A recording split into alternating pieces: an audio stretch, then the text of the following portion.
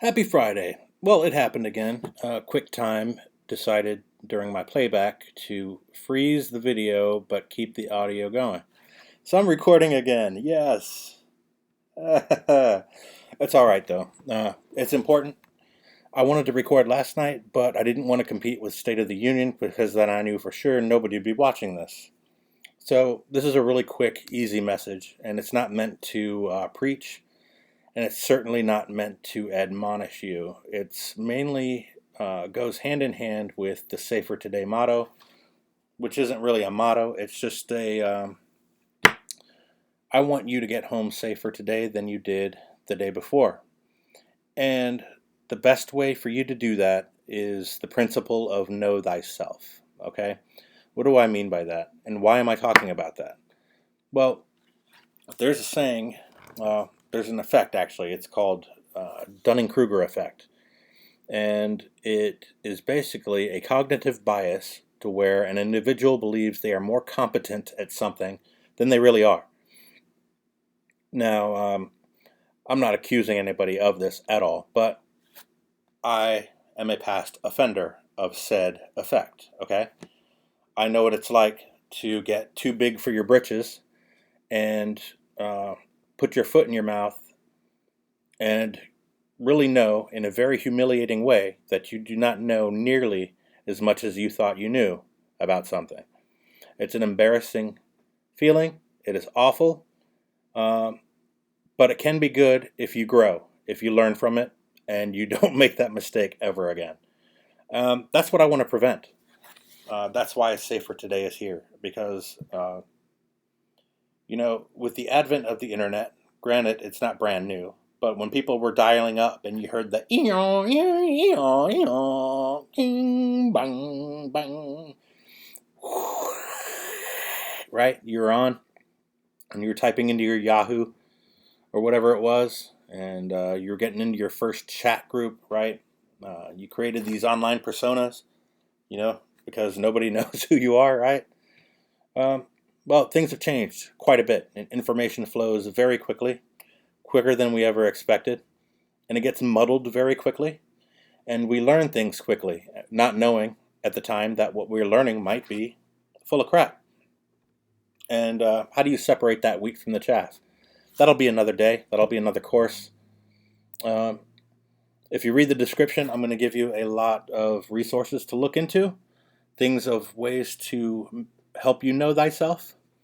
It's one of the reasons I bring up, writing down notes. Now, you don't have to write how you feel.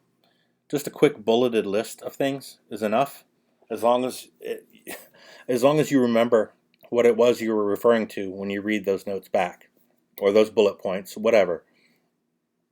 Reason I'm bringing this up is, and I don't. This is part of my growing process as well. I would like to eventually be able to show clips and respond to those clips to you as visual aids to kind of illustrate my point. But in the meantime, you're gonna have to deal with this face and the occasional flashing of books and things that I find useful. Gift of Fear is an amazing book that I believe everybody should read. Uh, I'll put a link in the description. Of course, I'm not affiliated with Amazon, so if you click that link, you're just going to go and you're going to log in and you're going to purchase it, and I'm not going to get anything because I'm not here to make a profit.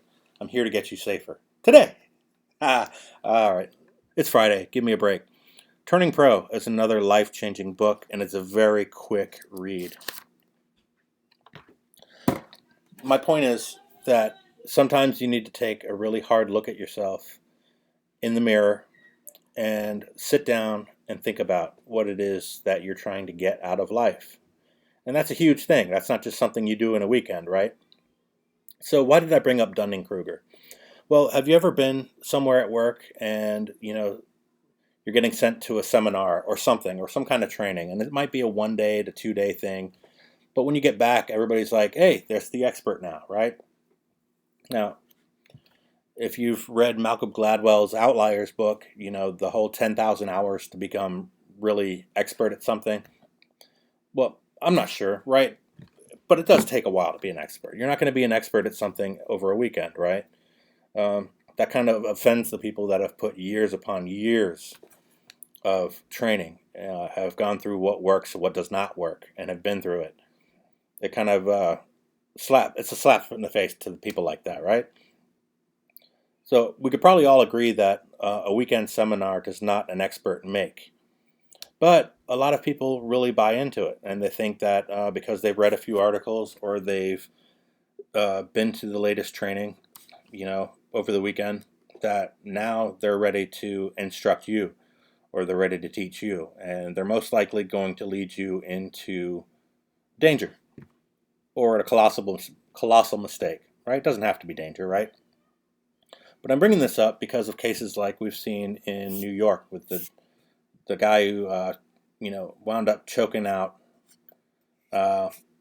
a very erratic person on the subway, and then that person, as a result, passed away. Don't know if, the Good Samaritan was the cause, but that guy's in a lot of trouble, right? And he was just trying to help people, So, what do you do when a line is crossed and you want to step up and you want to be, I'm not saying you want to be the hero, but you want to do the right thing, right? Well, the right thing is not always the legal thing in everybody's eyes. And now, more than ever, we have the court of public opinion watching over every move you make. Everywhere you go, there's likely a camera somewhere watching what's going on. There's no inherent right to privacy when you're out and about, right? So, what happens if you're defending yourself, but you look like the aggressor, right? It doesn't look defensive at all. It looks mostly offensive, right? That's hard to explain, right? And, I hope you have a lawyer or something. So, this is why I'm talking about knowing thyself, right?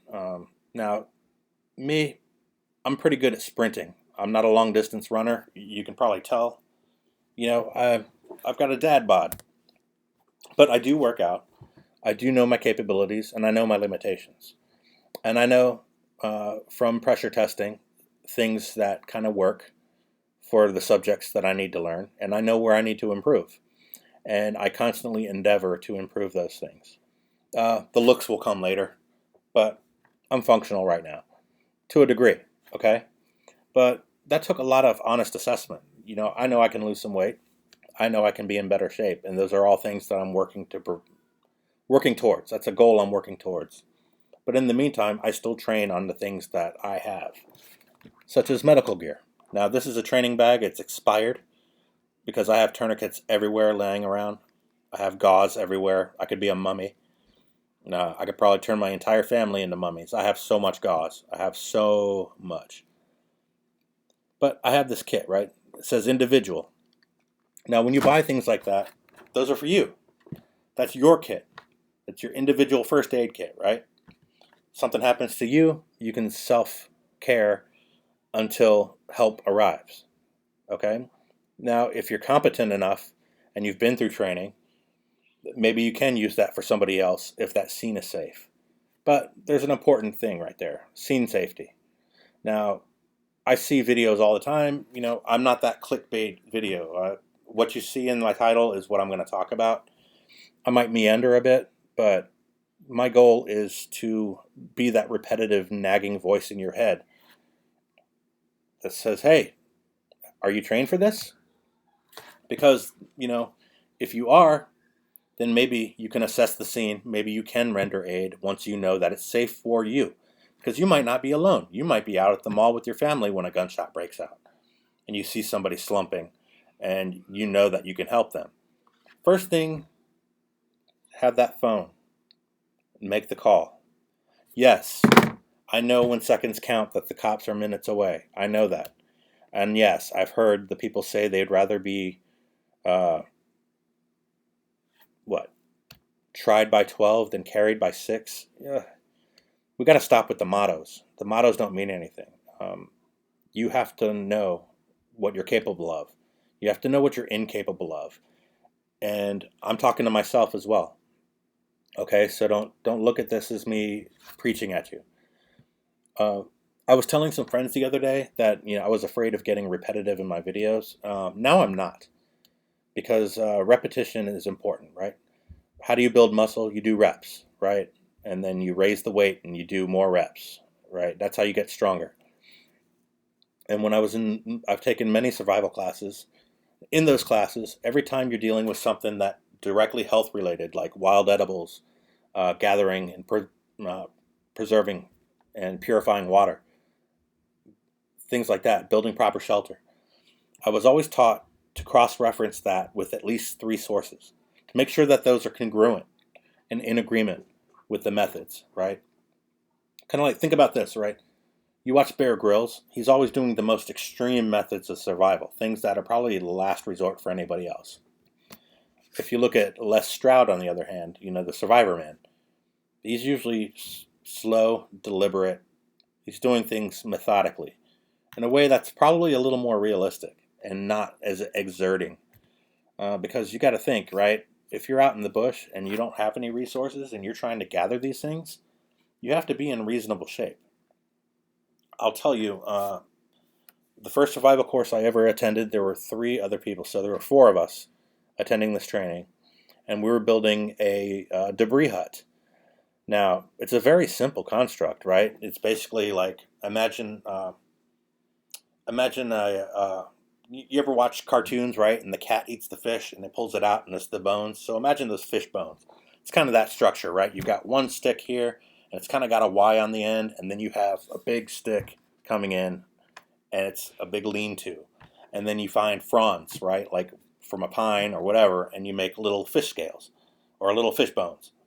And then you start piling on debris to create an actual structure. And by the time you're done with this, you're smoked because it's exerting. Now, this is 4 of us. We're in reasonable shape, right? Like I said, I was fatter then.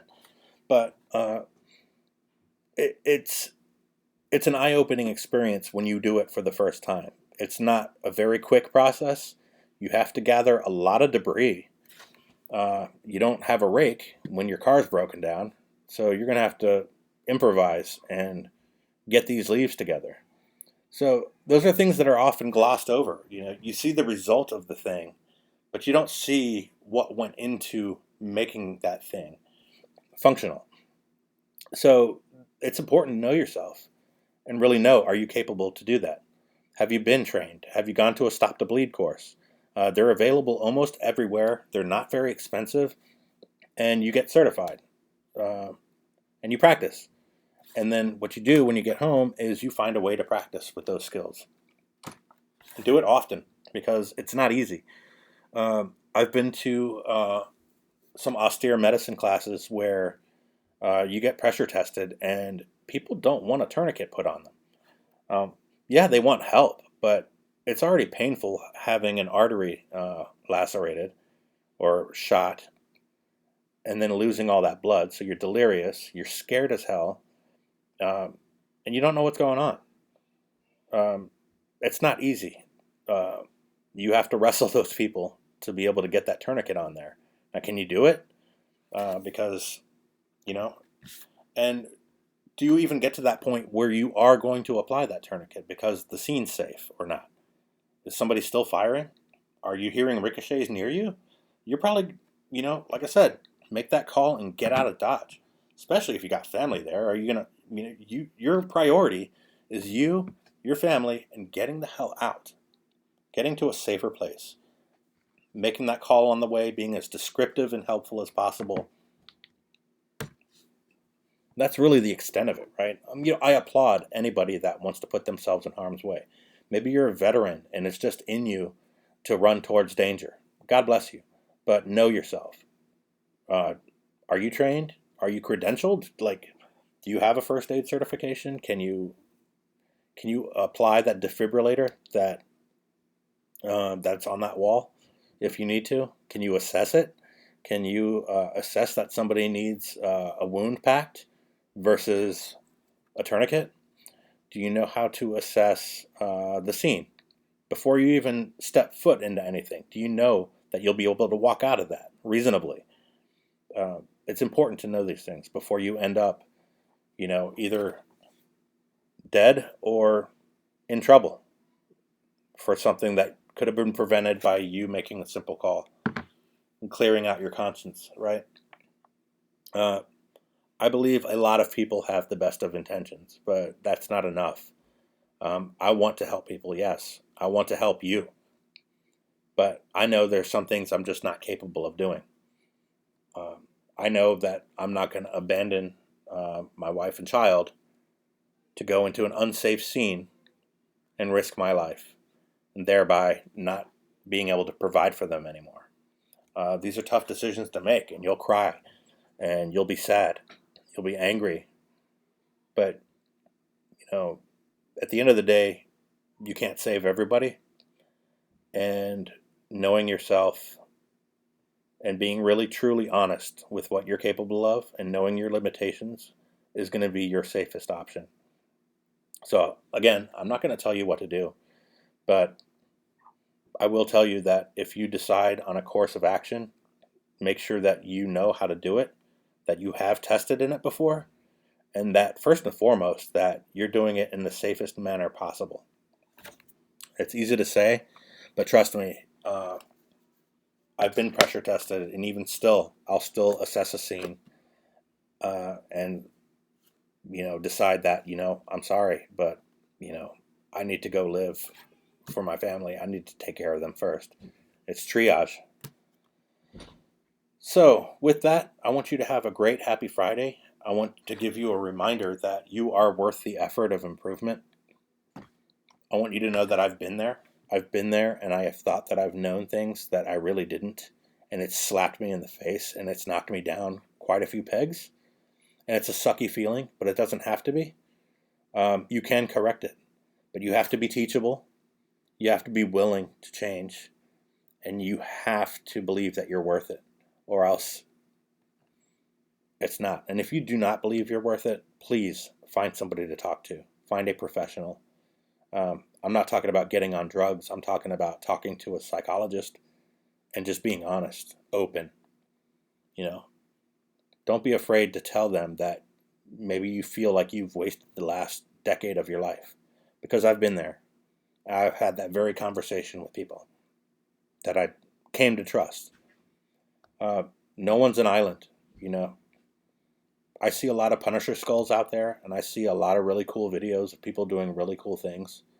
But do you see what they struggled through before they were able to do those cool things? Not everybody shows that, because people don't want to show people failing, right? They don't want you to see them failing. But I guarantee they did. I failed 3 businesses before I've ever found any kind of somewhat of a success. Not everything ends with a success story.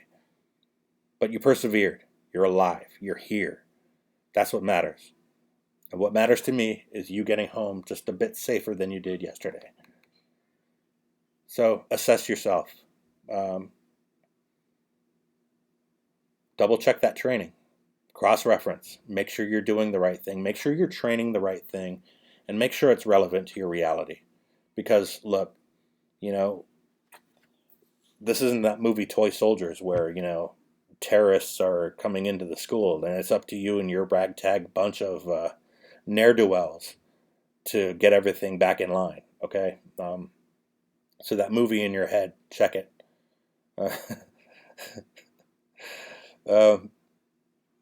Yeah, we want to be the hero, and sometimes the hero makes a phone call and is as descriptive and honest and as boring as possible, because that's what'll get you home. That's what'll get your family home. So if you're going to train right, train often, make sure it's pressure tested. And that's anything you do. If you want to learn computer security, go to a site where the hacking is legal and learn how to do it. Do you want to learn how to render aid, first aid? Go to the Red Cross. Go to a reputable site. NAEMT. Go to one of their courses and learn. Learn how to stop the bleed. And then practice. Practice, practice, practice. Okay? So, not to get all Bruce Lee on you, but one of my favorite quotes ever, and it's kind of alludes to that 10,000 hour rule too. One of my favorite quotes ever is, "I do not fear the man that knows 10,000 kicks, but I fear the man that has practice that kick 10,000 times. That's kind of powerful, right?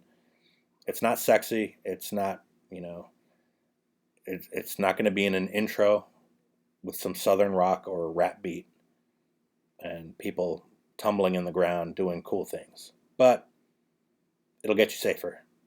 All right? Have a great weekend. I will see you next time. Read the description. Please like and subscribe. Respond. Tell me I'm full of crap and tell me why. Because I want to improve. And, I'm okay with the hard truth. I wouldn't have it any other way.